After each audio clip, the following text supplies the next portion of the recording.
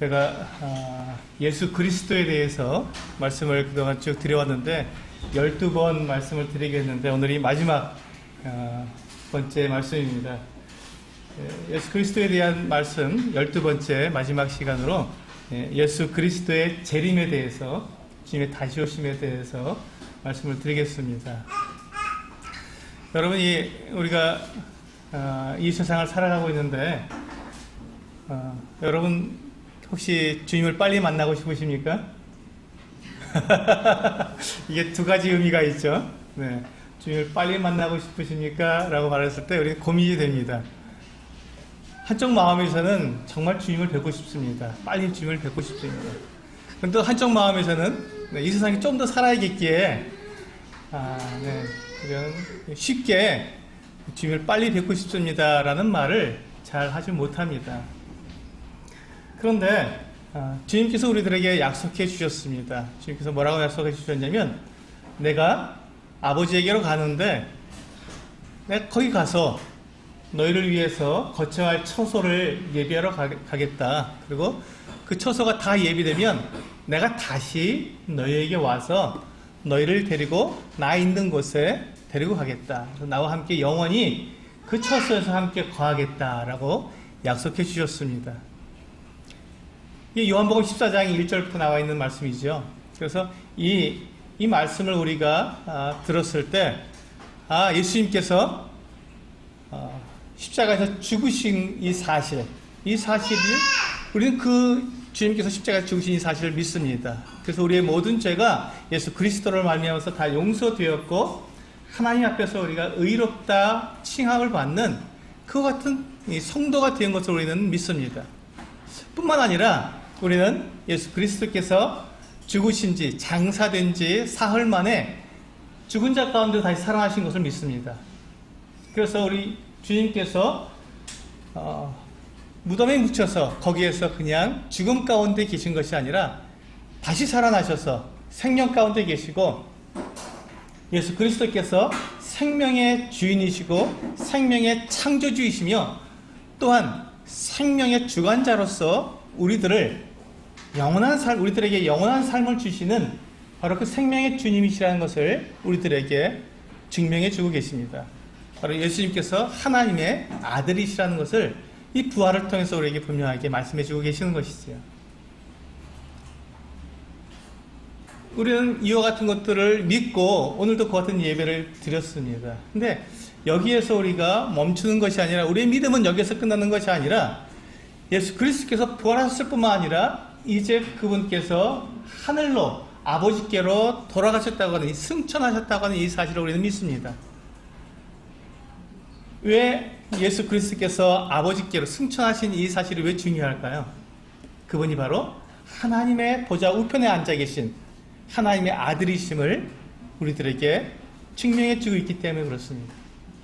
그분께서 살아계실 뿐만 아니라 하나님 보좌 우편에 앉으셔서, 오른쪽에 앉으셔서 이제 그 능력의 그 보좌에 함께 앉아 계시고, 그래서 우리를 위해서 우리가 기도하는 모든 기도와 또한 우리에게 약속해 주신 모든 약속을 지키실 수 있는 그 능력의 하나님이시라는 것을 우리들에게 그 하늘 보좌 우편에 앉아 계신 그 모습을 통해서 우리에게 보여주시고 계시기 때문에 우리는 그 사실이 정말 놀라운 사실입니다. 그리고 우리가 기도할 때 주님께서 그 기도를 통해서 우리의 기도를 받으셔서, 우리가 기도할 때 우리는 예수 그리스도의 이름으로 기도합니다. 그렇기 때문에 우리의 기도를 예수 그리스도께서 받으셔서 아버지께 또한 기도하시기 때문에 우리는 우리의 이름으로 아버지께 기도할 수 없습니다. 하나님께 기도할 수 없습니다. 예수 그리스도의 이름으로 우리는 기도합니다. 그렇기 때문에 우리의 기도에는 예수 그리스도의 도장이 찍혀 있어야 하고, 예수 그리스도께서 하나님 보좌 우편에 앉아 계시기 때문에 그 기도가 하나님께 영락없이, 단 하나도 빠뜨림 없이 하나님 아버지께 올려드려지고 있다는 것을 우리는 믿을 수 있기 때문에 또한 그 사실이 우리들에게 대단히 중요합니다. 우리가 오늘날 이 땅을 살아가는 이 삶의 모든 여정 가운데서 예수 그리스도께서 하나님 보좌 우편에 앉아 계시다는 그 사실이 우리에게 가장 큰 힘이 되는 것입니다. 그런데 예수님께서 이 하늘로 돌아가실 때 이 두 가지 사실, 첫 번째는 우리를 위해서 우리가 영원히 거할 처소를 예비하시겠다는 이 첫 번째 약속과 두 번째, 우리를 위한 중보자가 되어주시겠다는 이 두 번째 약속을 지금 이루시고 계신데, 그렇다면 우리를 위한 이 처소를 예비하러 가신 이 목적이 이루어지게 되면, 즉 처소가 다 예비되게 되면 주님께서는 우리에게 한 가지 약속하신 그 약속을 또한 지키셔야 했습니다. 그것이 무엇이냐면 다시 오시는 것입니다. 이것을 재림이라고 말을 합니다. 재림, 다시 오신다. 자, 우리가 예수님께서 지금부터 2000년 전에 베들레헴에서 아기의 모습으로 태어난 그것을 우리는 다 믿습니다. 그렇죠?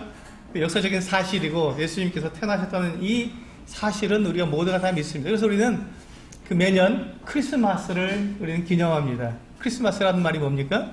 예수 그리스도께서 탄생하셨다. 이 세상에 하나님의 아들이신 그분께서 이 세상에 오셨다. 사람의 모습을 가지시고 오셨다 하는 것을 우리는 기념하는 날입니다. 예수님께서 이 세상에 사람의 몸을 입으시고 사람처럼 이 세상에 태어나셨다는 이 사실이, 이것이 사실이라면 예수님께서 우리를 데리러 다시 오신다고 하는 이 재림도 역시 동일한 사실이 되는 것입니다. 예수님께서 처음 이 땅에 오셨을 때 사람들이 예수님을 하나님의 아들로 믿었습니까? 믿지 않았습니까? 믿지 않았습니다. 사람들은 예수님께서 이 세상에 처음 태어나셨을 그때도 하나님께서 분명히 수천 년 동안 하나님의 아들을, 또 이 구세주를, 그리스도를 이 땅에 보내주셔서 우리를 구원하실 구원자로 보내주시겠다는 그 약속을 하셨고, 수천 년 동안 그것을 계속해서 이어오시며 수많은 선지자들을 통해서 그것을 약속해 주셨지만, 사람들 그것을 알고 있었지만 그것을 믿지는 못했습니다. 그래서 막상 예수님께서 태어나셨을 때 사람들은 믿지 않았고 그것을 거절했어요. 그 예수님께서 이 땅에 33년 동안 살아 계시면서 그 하나님의 아들로서의 그 어떤 모든 증거를 다 보여주셨고, 이적도 행하시고 하나님의 아들로서의 또 하나님 나라에 대한 모든 가르침을 가르쳐 주셨으며, 죽은 사람을 살리시도 하는 모든 병자를 고쳐주시고 귀신도 내어 쫓아주시며 이 만물을 바다도 다스리시고, 또 우리들에게 그 보리떡 5개와 물고기 2마리로 5,000명을 먹이시는 이 놀라운 일들을 행하시면서 예수 그리스도께서 하나님의 아들이심을 분명하게 보여주셨지만 사람들은 믿지 않았습니다. 그때 예수님을 믿고 예수님께서 십자가 달려 돌아가신 이후에 예수님을 믿고 있었던 사람들이 숫자가 약 500명 정도라고 되어 있습니다. 고린도 전서 15장에 보면 바울이 500여 형제에게 일시에 보이셨다고 하는 말씀을 보았을 때, 그때 주님께서 승천하실 부활하신 사건이 있을 때 당시에 믿는 사람이 한 500명 정도였구나. 많습니까, 여러분? 많지 않죠. 많지 않습니다. 예수님을 따르는 사람들은 12제자밖에 없었고요. 믿는 사람은 한 500명 정도. 예수님께서 이 땅에 계셨는데, 예수 그리스도께서 3년 동안 사람들에게 가르치셨는데, 정말로 끝까지 남아있는 사람들은 그 정도 숫자밖에 되지 않았다는 것입니다. 수많은 사람들이 예수님을 거절했고 반대했고 예수님을 십자가에 못 박으라고 그들이 외쳤던 것입니다. 그러나 그와 같은 사람들이 거절하고 믿지 않았음에도 불구하고 예수님께서 하나님의 아들이셨고 또 하나님의 아들로서 이 땅에 오셔서 우리를 구원하실 모든 일들을 다 이루신 것들이 사실이라면, 예수님께서 약속하신 두 번째 다시 오심도 사실이 되는 것입니다. 우리가 믿든지 믿지 않든지 주님은 약속대로 다시 오실 것입니다. 그리고 그 주님의 다시 오심이 사실이 이제 얼마 남지 않았다는 것이 우리들이 주목해야 될 것 같은 사건입니다. 여러분, 이 인류의 역사를 성경은 이스라엘 나라를 통해서 인류의 역사를 하나님께서는 이끌어 가십니다. 이스라엘을 중심으로 해서. 왜냐하면 이스라엘은 하나님께서 부르신 민족이고, 그 이스라엘 백성들을 통해서 하나님께서 이 세상 가운데서 사람들을 다스리시고, 또 하나님께서 살아계시며 이 온 천지 만물의 주인이심을 이 이스라엘을 통해서 나타내셨습니다. 왜냐하면 사람들이 지금도 마찬가지지만 하나님을 믿지 않습니다. 하나님 분명한 말씀을 하셨고, 하나님께서 사람들을 창조하셨으며, 사람들의 참 신이심에도 불구하고 사람들은 하나님을 떠났고 죄를 짓기를 즐거워했으며, 그 죄를 지은 가운데에서 하나님께 나아갈 수 없기 때문에 참 하나님이 아닌 거짓신, 우상을 만들어서 그들은 섬기기 시작했습니다. 그 사람들이 우상을 섬기기 때문에 하나님은 그 사람들과 함께 하실 수 없었고, 그 사람들 가운데에서 하나님만 섬길 그 같은 백성을 불러내신 것입니다. 하나님만 섬길 그 백성, 그게 바로 아브라함을 통해서 하나님께 순종하는 그 백성, 그 민족을 이루시게 된 것이죠. 그래서 이 이스라엘 통해서 하나님께서는 이 사람들에게 하나님께서 어떻게 이 인간 세상을 다스리시고 인류 역사를 인도해 가시는지를 바로 이스라엘을 통해서 말씀하고 계신 것입니다. 그렇기 때문에 여러분, 이 이스라엘이 어떠한 상황에 있는가를 우리가 아는 것이 세계 역사가 어떻게 앞으로 전개될 것인가를 아는 핵심 키입니다. 그걸 알지 못하면 우리는 그냥 세상의 역사를 하나님께서 어떻게 이루시는지를 우리 알지 못한 채 그냥 하루하루 발바닥만 보면서 살아가고 있는 삶밖에 되지 않는다는 것입니다. 그런데 여러분, 이 주님께서 다시 오심을 제가 말씀드리면서 이 말씀을 드리는 이유가 뭐냐면, 주님의 다시 오심, 이 재림이 바로 이 두 가지 국면으로 나타나기 때문에 그렇습니다. 예수님께서 다시 오실 터인데, 다시 오실 때 주님은 교회를 위해서 오십니다. 첫 번째, 주님께서 다시 오시는 목적은 뭐냐면 교회를 데려가시기 위해서, 우리 약속하신 대로 교회를 이 땅 가운데서 하나님 나라를 데려가시기 위해서 주님께서는 오십니다. 그 첫 번째 목적입니다. 두 번째, 예수님께서 다시 오시는 그 목적은 이 땅에 오셔서 하나님께서 이스라엘 백성들에게 약속하신 그 한 가지 일이 있습니다. 그것은 무엇이냐면, 하나님이 친히 이스라엘의 왕이 되셔서 다스리겠다고 하는, 이스라엘 백성들을 친히 다스리겠다고 하는 이 약속을 지키시기 위한 것입니다.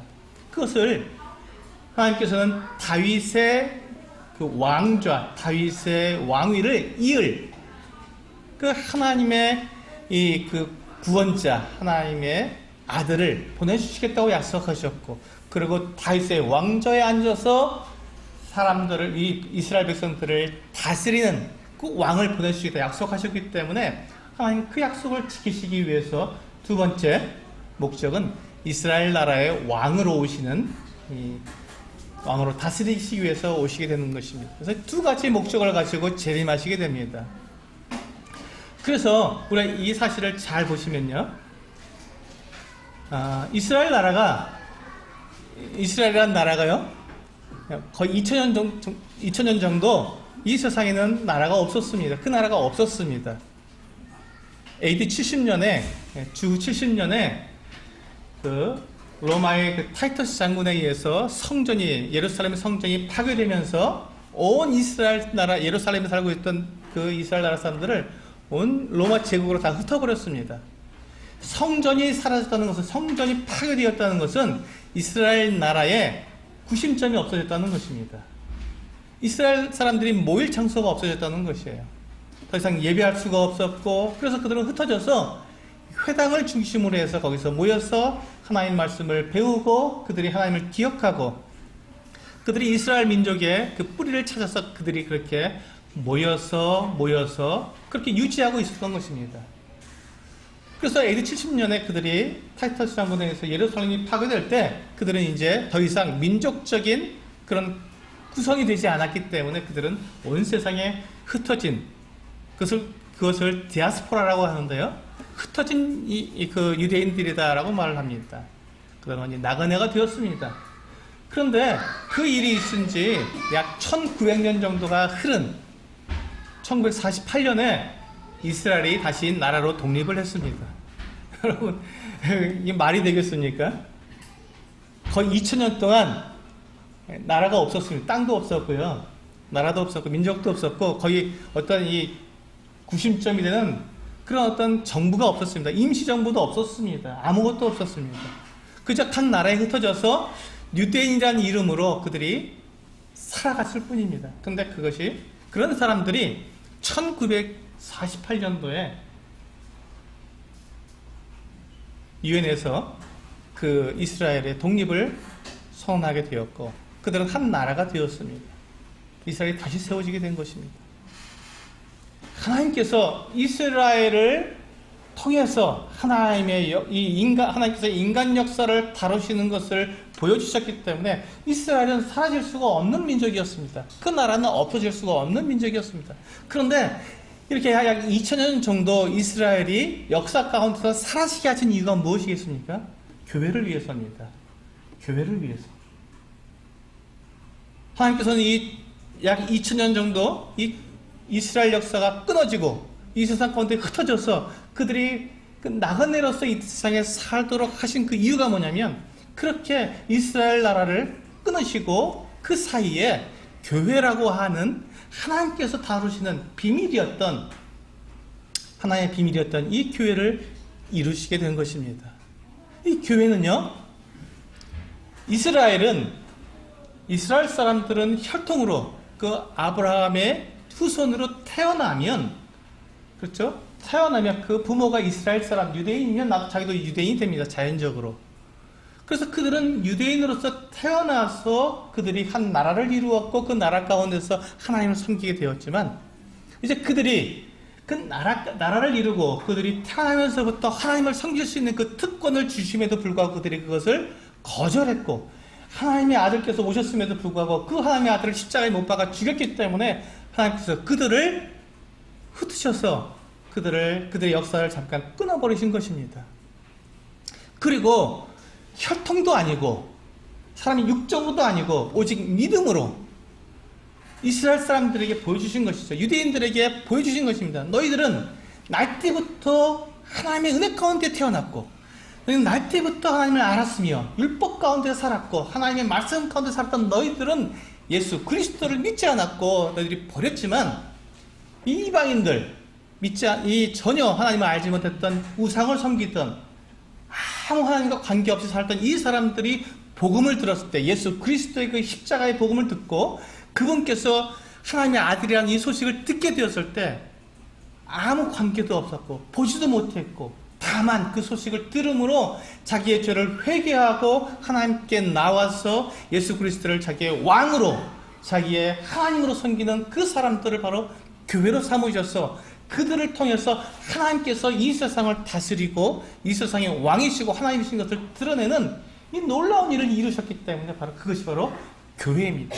이스라엘 사람들에게 보아라, 너희는 믿지 않았고 너희는 가졌어도 만졌어도 함께 있어서 너희는 믿지 않았지만 전혀 보지도 못하고 만지지도 못하고 알지도 못한 그 하나님의 그 예수 그리스도에 대해서 복음을 들은 이 사람들은 그 복음을 듣고 자기를 회개하며 죄를 뉘우치고 하나님께로 돌아왔다.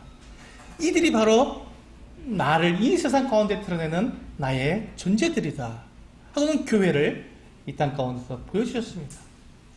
그 2000년 동안 교회가 이 땅에 존재하게 된 이유가 바로 그것입니다.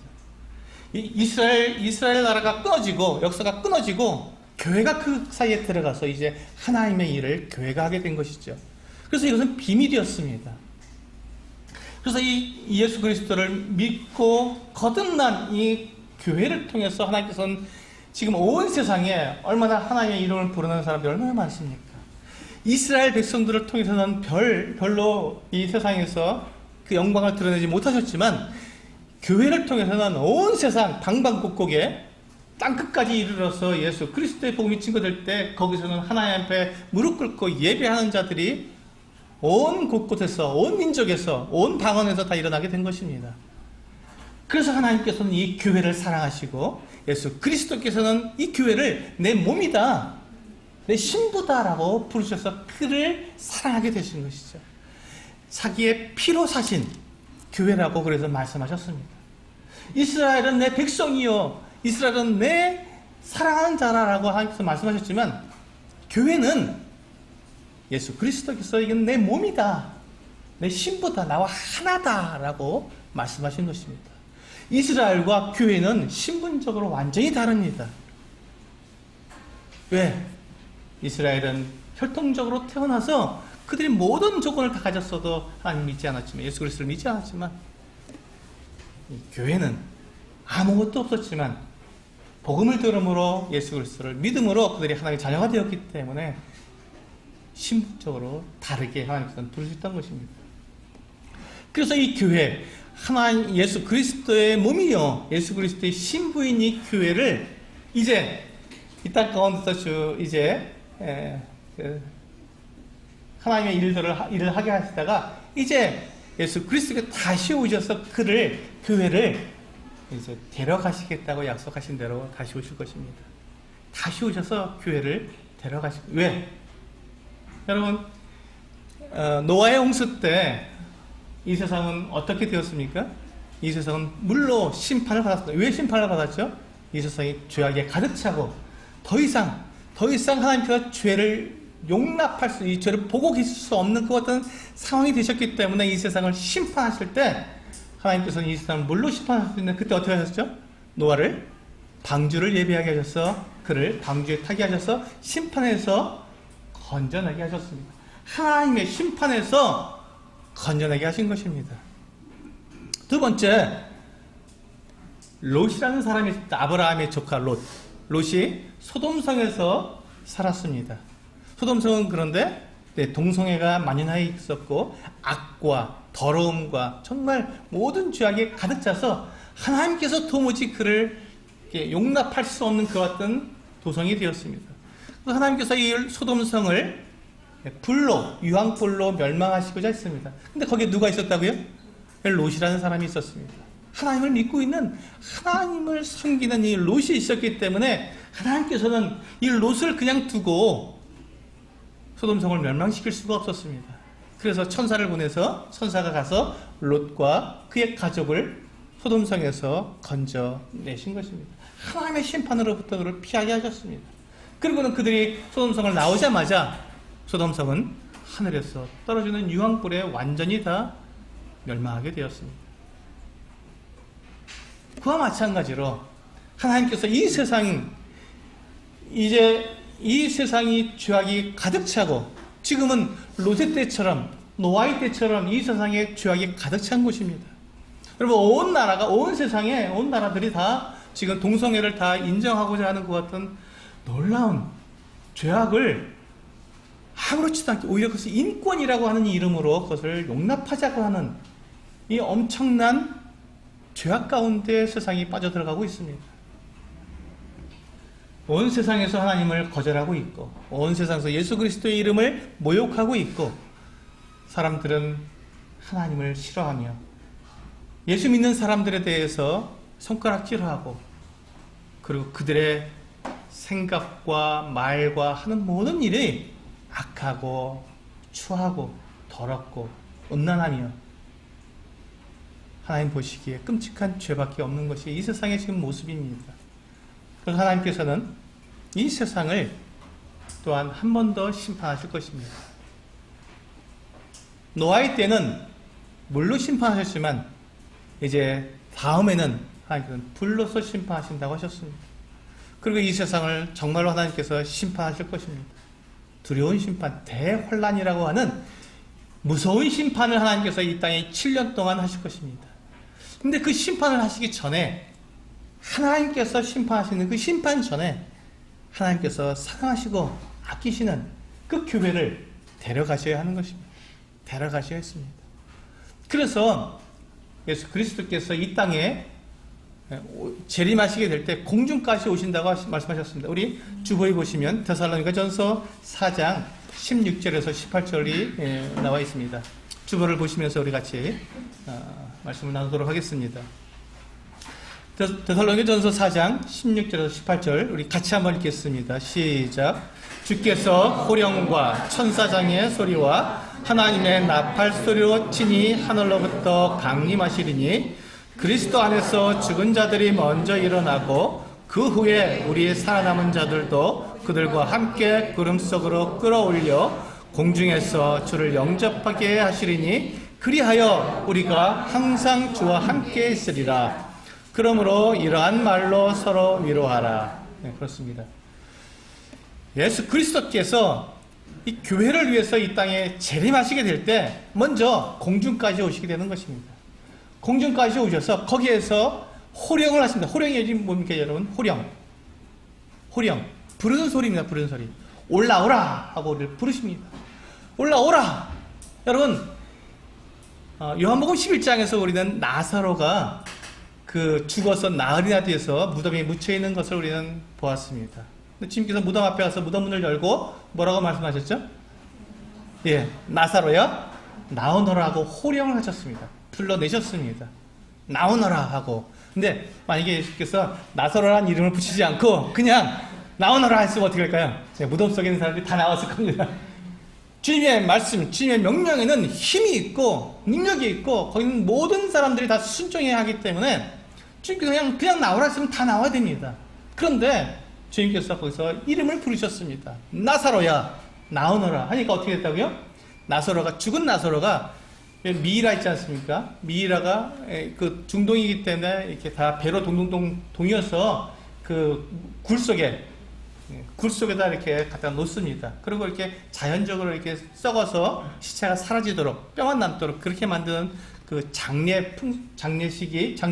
문화가 이스라엘 중동의 문화입니다.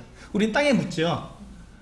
근데 우리는 이제 땅이 많고 굴이 없기 때문에 그렇습니다. 굴 찾기가 너무 어렵지 않습니까? 그러니까 땅에다 묻습니다. 근데 거기는 바위가 많기 때문에 바위를 파서 거기다 묻습니다. 근데 그런 곳, 바위에 굴을 팔 수 없는 그런 지역에 사는 사람들은 거기 마찬가지로 땅에 묻습니다. 그런데 지금 나사로는 이 바위 굴에 이렇게 묻혀 있었던 것입니다. 그를 부르셨을 때 어떻게 됐죠? 죽은 나사로가 썩어서 냄새가 나기 시작했던 이 나사로가 그냥 배로 동인 채로 그 무덤에서 나온 것입니다. 이것을 보고 뭐라고 말합니까? 호령이라고 합니다. 호령. 부르는 소리입니다. 불러내셨습니다. 주님께서 공중에 오셨을 때 호령하실 것입니다. 올라오라고 호령하실 것입니다. 교회를 향해서 주님은 올라오라고 거룩한 자들을 불러 올리실 것입니다. 그때 호령과 천사장의 소리와 이제 천사장의 소리를 지릅니다. 그리고 이제 하나님의 나팔, 이 나팔이 부러질 때 왜 나팔이 불러집니까? 이게 소집하는 소리입니다. 군사를 소집할 때 나팔을 불어서 소집을 합니다. 천사장이 외치고 주님께서 부르시고 이제 하나님의 나팔 소리가 울려 퍼질 때 이제 이 땅에 있는 모든 교회 그리고 지금 무덤에 묻혀있어 죽어있는 잠자고 있는 교회 오순절로부터 지금까지 2000년 지금까지 살고 있던 주님께 다시 오시는 그 순간까지 예수 그리스도를 믿고 죽어있든 살아있든 모든 거듭난 그리스도인들은 다 그 호령 소리를 듣고 하나님의 나팔 소리를 듣고 소집되어서 주님이 계신 그 공중까지 다 들려 올라가게 될 것입니다. 여러분 한번 생각해 보시기 바랍니다. 이 얼마나 놀라운 영광스러운 장면인지 여러분 생각해 보시기 바랍니다. 여러분 주님께서는요 우리 그 사랑하는 그 신부를 그 사랑하는 교회를 데리러 빈 차를 보내지 않으셨습니다. 택시를 보내서 타고 와라 이렇게 하시지 않으셨습니다. 예전에 이 구약성경에 보면요 엘리야라고 하는 정말 대단한 이 선지자가 있었습니다. 근데 엘리야를 하나님께서 불러오실 때 어떻게 불러오셨죠? 빈 차를 보내셨어요. 불병거를 보내시고 회리바람을 보내셔서 그를 하늘로 불러 올리셨습니다. 주님이 친히 가셔서 이 엘리야를 데리고 올라가신 것이 아니라 그냥 빈 차를 보내서 이게 타고 와라 하고 보내신 거예요. 그래서 엘리야는 그거 타고 올라갔습니다. 그것도 얼마나 영광스러운 모습이었습니다. 와, 회리바람 타고 올라간 그 엘리야 얼마나 영광스럽냐. 그 불병거가 그 엘리야를 호송해서 촥 하늘로 이렇게 올라가 들림 받은 이 엘리야 정말 영광스러운 모습 아닙니까? 그런데 그 모습은 상상할 것도 아닙니다. 그 모습은 될 것도 아니에요. 왜? 우리를 데리러 오신 그분은 불병거가 아닙니다. 빈차를 예수님께서 보내신 것이 아니에요. 천사를 보내신 것도 아닙니다. 누가 오셨다고요? 예수 그리스도. 그분께서 오셨습니다. 그분이 친히 공중까지 오셔서 우리를 영접하시는 것입니다. 우리 문재인 대통령께서 외국에 이렇게 국빈으로 이렇게 순방을 가면 그 나라에서 누가 나옵니까? 그 나라 대통령이 나오죠. 국빈으로 가게 되면 당연히 그렇게 영접이 돼야 됩니다. 그렇게 안 하면 외교상 결례가 되지요. 그건 굉장히 무례한 일입니다. 그런데 만왕의 왕이시고 만주의 주이신 예수 그리스도 하나님의 아들이신 그분께서 공중에 오셔서 우리를 맞이하신다는 것은 그러면 우리가 어떠한 신분이라는 것입니까? 그에 걸맞는 신분으로 우리를 대하신다는 것입니다. 우리를 올라오라고 부르시는 그 주님의 그 음성은 그 사랑하는 자를 부르는 그 음성입니다. 사랑하는 그 신부를 부르는 그 음성입니다. 그리고 공중에서 맞이해서 영원히 함께 있기 위해서 우리를 부르시는 그 음성입니다. 그 음성으로 우리를 불러주시는 것이죠. 그래서 교회는 이 주님의 다시 오심, 공중까지 강림하시는 그 이 강림을 교회는 정말로 기다리는 것입니다. 이게 교회의 마지막 모습입니다. 이 땅에 있는 교회의 마지막 모습. 오순절날 성령께서 오셔서 이제 믿는 자들의 마음속에 들어와 계시고 그때부터 교회가 이루어져서 지금까지 교회가 계속해서 성장하고 또 주님을 섬겨왔는데 이제 그 마지막 모습은 놀랍게도 예수 그리스도께서 공중결소를 부르셔서 영접하시는 이 엄청난 영광 가운데서 우리 영광으로 들어가는 주님과 함께 거기서 영접하게 되는 이 놀라운 모습이 교회의 마지막 모습이라는 것입니다. 교회는 그렇게 해서 이 세상에서 맞춰지게 될 것입니다. 여러분 교회가 끝나면 그 다음에 무엇이 연결될까요? 아까 제가 말씀드렸지 않습니까? 끊어진 게 교회 때문에 끊어놓은 것이 있었죠. 뭘 끊어놨죠? 이스라엘의 역사가 끊어졌죠. 이제 교회가 이제 이와 같이 그 하나님의 비밀이었던 교회가 이제 들림받아서 이 세상에서 교회가 이제 하늘나라로 올라가게 된다면 이 세상에는 무엇이 남습니까? 이스라엘이 남습니다. 그래서 하나님께서 다시 이스라엘 역사를 다시 시작하게 될 것입니다. 그래서 지금 이스라엘이 독립하게 되었고 그러나 아직도 이스라엘은 나라로서 지금 그 역할을 하지 못합니다. 왜요? 지금 계속 전쟁하고 있잖아요. 여러분 이스라엘에 대해서 얼마나 많은 사람들이 손가락질하고 정말 막 욕하고 이스라엘은 못된 사람들로 이렇게 지금 이야기하고 있습니까? 팔레스타인을 난민들을 죽인다고 공격하고 전쟁한다고 어마어마한 비난을 받고 있습니다. 그게 맞는 거예요. 하나님의 이 말씀 가운데 맞는 것입니다. 그들이 그 같은 비난을 받아야 합니다. 그런 가운데서 그들이 결국 나라를 이루고 그들이 결국 이 성전도 다시 세우고 그렇게 해서 그들이 다시금 이스라엘의 역사를 이어가게 될 것입니다. 곧 이스라엘의 역사가 다시 시작된다는 것은 무엇입니까? 교회는 들림 받는다는 소리와 똑같습니다. 그렇기 때문에 주님이 다시 오실 때가 얼마 남지 않았다고 저는 분명하게 말씀드릴 수 있는 것이죠. 언제인지는 아무도 모릅니다. 그러나 곧이라고 저는 말씀드릴 수 있습니다. 이제 이 이스라엘 역사가 시작되게 되면 7년 동안 하나님께서 이스라엘을 다스리실 것입니다. 아니, 다루실 것입니다.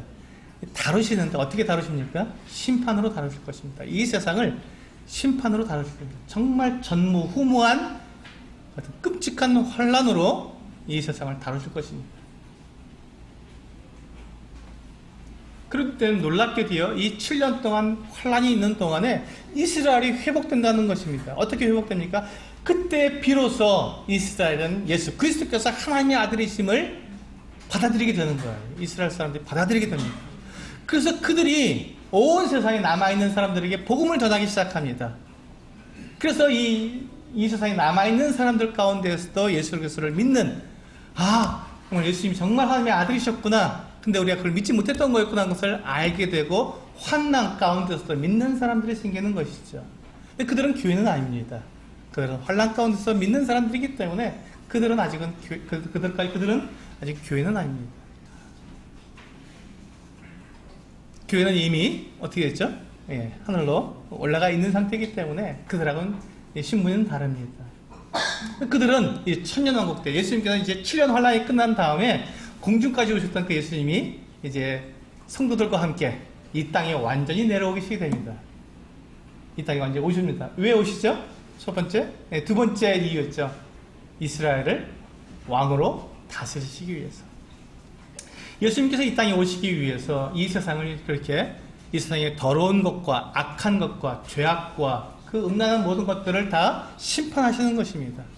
다 심판해서 정화시킨 다음에 예수님께서 이 땅에 감람산에 오셔서 이제 다스리실 것입니다.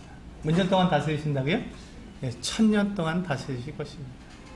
그것을 천년 왕국이라고 말을 합니다. 그때 교회는 어디에 있을까요? 교회는 하늘에 있습니다. 땅과는 상관없습니다. 이 땅은 이스라엘의 영역이기 때문에 이스라엘 사람들이 천년왕국 동안에 다스릴 겁니다. 그리고 그때 환란 기간에 예수를 믿은 사람, 그리고 그때 환란 기간에 믿는 사람들 대부분 다 순교를 당하게 되는데, 그 사람들이 살아서 천년왕국 동안에 왕노릇하면서 이 온 나라를, 이 세상을 주님과 함께 다스리게 될 것입니다. 이것이 주님께서 재림하시는 이 목적입니다. 그렇다면 여러분, 교회를 위해서 주님께서 공중까지 오셨을 때 우리 교회는 어떻게 될까요? 그게 바로 여러분 고린도전서 15장 51절에서 54절에 있는 말씀입니다. 같이 한번 읽어보겠습니다. 주보에 나와 있죠? 같이 읽어보겠습니다. 시작. 보라, 내가 너희에게 비밀을 말하노니 우리가 다 잠잘 것이 아니요 마지막 나팔에 순식간에 호련히 다 변화되리니, 나팔 소리가 나매 죽은 자들이 썩지 아니할 것으로 다시 살아나고 우리도 변화되리라. 이 썩을 것이 반드시 썩지 아니할 것을 입겠고 이 죽을 것이 죽지 아니함을 입으리로다. 이 썩을 것이 썩지 아니함을 입고 이 죽을 것이 죽지 아니함을 입을 때에는 사망을 삼키고 이기리라고 기록된 말씀이 이루어지리라. 이게 좀 어렵죠? 똑같은 말씀이 계속 반복되니까. 단순하게 말해서는요, 단순하게 말하면 우리의 이 육체, 이게 땅으로, 흙에서 와서 흙으로 돌아가는 이 육체가 썩지 않는 영원한 몸으로 바뀌어진다라는 말씀입니다. 근데 언제 된다고요? 마지막 나팔에 순식간에 호련히 바뀌어진다는 것입니다. 아까 우리 데살로니가전서 4장 말씀을 읽었는데 거기서 보면 하나님의 나팔이 나와 있죠. 우리가 이 마지막 나팔에 우리가 하늘, 이 공중으로 들림받아 올라가게 될 때 우리의 몸은 이와 같이 이 썩을 몸에서 이 육체, 이 흙에서 만들어서 흙으로 돌아가게 될 이 육체에서 하늘나라, 그 영원한 나라에 살 수 있는 육체로 바뀌게 됩니다. 여러분, 우리는 영적인 존재가 아닙니다. 우리는, 하나님은 영이십니다. 그 하나님은 육체가 필요가 없습니다. 사람의 특징은 무엇입니까? 사람은 육체를 가지고 있다는 것입니다. 몸을 가지고 있다는 것입니다. 하나님은 몸이 필요 없으시죠. 그래서 온 우주 모든 곳에 충만해 계시는 분이 하나님이십니다. 근데 사람은 그렇지 않습니다. 사람은 육체를 가지고 그가 있는 곳, 장소가 정해져 있습니다. 그래서 하나님과 사람의 차이점은 이와 같이 완전한 차이점이 있습니다. 사람은 하나님이 아니기 때문에 우리는 육체를 가지고 있어야 합니다. 그래서 우리가 하늘나라 갔을 때 우리가 영으로, 하나님처럼 영으로 살아있느냐? 그렇지 않습니다. 우리는 육체를 가지고 살아있습니다. 그래서 우리는 부활이라는 말을 쓰죠. 이 부활이라는 말이 바로 몸이 다시 사는 것을 말하는 것입니다. 부활은 몸의 부활이지 그냥 내가 죽었다가 깨어나는, 그래서 이 영으로 살아가는 것을 말하지 않습니다. 하나님은 사람에게 육체를 만들어 주셨고 그 육체로 살아가도록 사람이라고 말씀해 주신 것입니다. 그래서 사람은 육체가 없으면 사람이 아닙니다. 육체를 가지고 있어야 됩니다. 또 하나님께서 우리에게 육체를 주실 것입니다.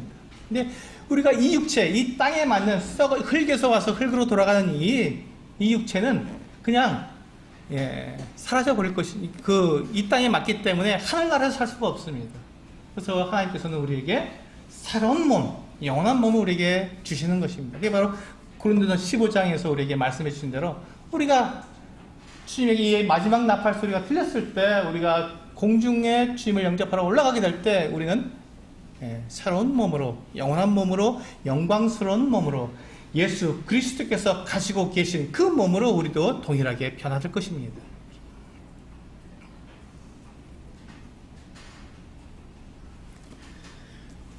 그리고 우리 주 맨 마지막에 보시면 요한계시록 21장 2절에서 4절 말씀을 같이 한번 읽어보겠습니다. 시작.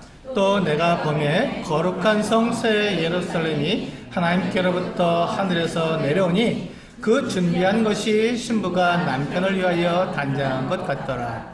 내가 들으니 보좌에서 큰 음성이 나서 이르되 보라, 하나님의 장막이 사람들과 함께 있음에 하나님이 그들과 함께 계시리니 그들은 하나님의 백성이 되고 하나님은 친히 그들과 함께 계셔서 모든 눈물을 그 눈에서 닦아주시니 다시는 사망이 없고 애통하는 것이나 곡하는 것이나 아픈 것이 다시 있지 아니하리니 처음 것들이 다 지나갔음이로라. 여기 보시면 주님께서 우리들을 위해서 예배해 놓으신 그 아름다운 처소가 이와 같이 묘사되어 있습니다.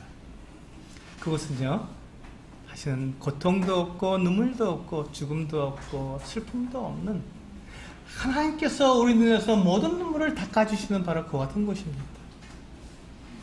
이 땅을 살아가는 모든 사람들 가운데, 이 땅을 살아가는 사람들 중에서 단 한 사람도 고통스럽지 않은 사람은 없습니다. 괴롭지 않은 사람은 없습니다. 눈물과 이 아픔이 없는 사람은 단 한 사람도 없습니다. 이 세상은 수고와 슬픔 가운데 살아갈 수밖에 없는 그와 같은 곳입니다.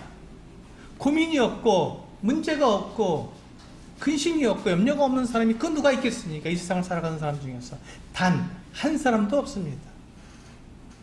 부자는 부자 나름대로 염려와 근심이 있습니다. 가난한 사람은 가난하기 때문에 염려와 근심이 있습니다. 높은 사람은 높기 때문에 근심과 염려가 있는 것이고, 낮은 사람은 낮은 위치에 있기 때문에 아픔과 고통이 있는 것입니다. 남자는 남자이기 때문에, 여자는 여자이기 때문에, 어른은 어른이기 때문에, 아이는 아이이기 때문에 이 세상 살아가는 그 누구도 이와 같은 아픔과 괴로움과 염려와 근심이 없이 살아가는 사람이 단 한 사람도 없습니다. 그래서 이 세상이 우리는 슬픔과 고난의 곳이라고 주님은 말씀하고 계시고, 인생은 이 고난을 위해서 났으니 불티가 하늘로 나름과 같다고 욥기서에서 말씀하고 있는 것입니다. 우리가 장작불을 피워보시면, 여름에 우리가 이렇게 장작불을 피워보시면 불티가 위로 휙 올라갑니다. 당연하지요. 그것처럼 이 땅을 살아가는 사람 중에 단 한 사람도 고난 없이 살아가는 사람이 없다는 것입니다. 우리는 그렇게 태어났고, 그렇게 우리는 이 세상을 살다가 이 세상에서 우리의 삶을 마치게 될 것입니다. 그런데 주님께서 우리에게 준비해 주신 그 거처, 그 새 예루살렘 성, 여기는요, 그 근심도 없고 걱정도 없고 염려도 없고 슬픔도 없고 눈물도 없고 아픔도 없고 죽음도 없는 영원한 곳이라고 우리에게 약속해 주셨습니다. 그래서 우리는 이 나라를 소망합니다. 그래서 우리는 기다립니다. 이 나라를 누가 만들어 주신다고요? 예수 그리스도, 우리의 주님께서, 우리 신랑 되신 그분께서 우리를 위해서 마치 신부가 신랑을 위해 단장한 것처럼 그렇게 아름다운 모습으로 이 거룩한 성, 우리의 처소를 예배해 주신다는 것입니다. 여러분, 저는 예수 그리스도에 대해서 우리 성도님들에게 12번에 걸쳐서 말씀을 드렸습니다. 제가 드리는 이 말씀 중에 가장 중요한 건 한 가지가 있습니다. 예수 그리스도가 누구십니까? 라고 말하면 한 가지가 있습니다. 그분은 하나님의 아들이십니다. 그분은 또한 우리의 구원자이십니다. 나의 주님이시여 나의 하나님이라고 우리는 고백하는 그분이 바로 예수 그리스도, 그분이십니다. 예수 그리스도께서 나의 주인이시고 나의 주님이시고 나의 왕이시고 나의 하나님이시며 그분이 나의 모든 전 인생을 바라보고 계시고 책임지고 계시고 나를 인도하신다면 우리는 염려 없습니다. 우리는 두려울 것이 없습니다. 왜? 주님께서 이미 이와 같은 것을 마련해 놓으셨다고 우리에게 약속해 주셨고 또 이것이 분명히 우리에게 곧 이루어질 것이기 때문에 이 땅을 살아가는 우리들에게 주님께 약속하신 이 약속이 분명하게 정확하게 이루어질 것이기 때문에 우리는 두려워하지 않습니다. 염려하지도 않습니다. 그래서 그럼에도 불구하고 우리는 이 땅을 살아가면서 수많은 고난을 당하게 됩니다. 그 고난이 없다는 것이 아닙니다. 예수 믿는 사람들에게 고난이 없다는 것이 아닙니다. 고난이 있습니다. 힘듭니다. 그리고 우리는 두세 가지를 세상 사람들보다 더 많이 가지고 있습니다. 왜? 우리 그리스도인으로서 삶을 나타내기 때문에 우리는 죄와 상관없이 살아야 하기 때문에 우리는 복음을 증거하는 사람들이 되어야 하기 때문에 우리는 세상 사람들이 가지 않는 길을 가기 때문에 우리는 더 힘듭니다. 사실 더 어려워요. 그런데 놀라운 것은요, 우리들에게 이와 같은 약속이 있고 예수 그리스도께서 우리를 데리러 다시 오신다고 하는 약속이 있기 때문에 우리 데살로니가전서 4장 보셨죠? 맨 위에 있는 데살로니가 4장 18절에 뭐라고 말씀하는지 다시 한번 그 18절만 읽어보겠습니다. 데살로니가전서 4장 18절 시작. 그러므로 이러한 말로 서로 위로하라. 제가 성도님들에게 이 마지막 오늘 12번째 말씀을 드리면서 드리고 싶은 말씀 바로 이것입니다. 피차 서로 위로하며 격려하며 서로 사랑하며 주님을 섬겨나가자 하는 말씀입니다. 왜? 우리가 믿고 있는 이 예수 그리스도는 하나님이십니다. 그분은 나의 구원자이십니다. 나의 죄를 용서해 주실 뿐만 아니라 이 세상의 심판에서 우리를 건져내시고 또 우리를 영원히 하나님 앞에서 살아가도록 우리와 함께 계시는 바로 그 구원자, 우리의 왕이시고 우리의 신랑이신 그분이시기 때문에 우리는 이 말로 서로 위로할 수 있다는 것입니다. 그 누가 우리를 핍박하고 위협하고 비난하고 손가락질을 하고 그래도 여러분 그것이 우리에게는 아무런 문제가 되지 않는 것은 이 예수 그리스도께서 우리와 함께하고 계시기 때문입니다. 그분은 우리 안에 계십니다. 새로운 생명으로 우리 안에 거하고 계십니다. 성령께서 우리 안에 거하고 계십니다. 우리의 약속의 그 증표로 보증으로 성령께서 우리 안에 계십니다. 하나님께서 우리를 이와 같이 놀라운 신분으로 만들어 주셨고 우리에게 인쳐 주셔서 도장을 찍어 주셔서 우리를 확증하셨다면 우리는 이 말로 서로 위로하며 서로 격려하며 끝까지 이 믿음 잃지 않고 낙오하지 않고 주님 다시 오시는 그 순간까지 우리가 담대하게 걸어나갈 수 있게 되기를 원합니다. 기도하시고 마치도록 하겠습니다.